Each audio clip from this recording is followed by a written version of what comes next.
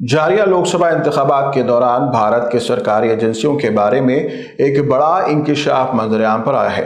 Al Jazeera की खबर के मुताबिक भारत की सरकारी एजेंसियों ने बीजेपी की इंतखाबी मुहिम पर मुबैना तौर पर लाखों रुपए खर्च किए हैं। इश्तिहारात पर जो पैसा खर्च किया गया वो पार्टी का नहीं बल्कि हुकूमत का पैसा था।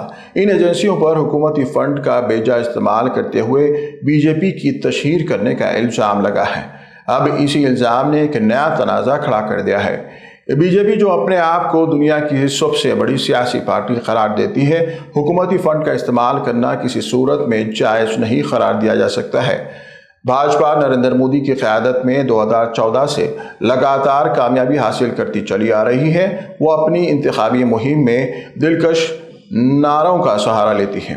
2024 के जारिया इंतखाबात में इसका नारा अब की बार 400 पार। इसके साथ मोदी की गारंटी का नारा भी बहुत मशहूर हुआ। ऐसे ही दिलकश नारे लगाकर भाजपा राय दहिंदों को अपनी तरफ राग़िब करती है और मोदी ब्रांड को प्रमोट करती है। इन नारों को और मोदी को प्रमोट करने के लिए जो लाखों रुपए खर्च किए गए हैं वो हुकूमती पैसे हैं।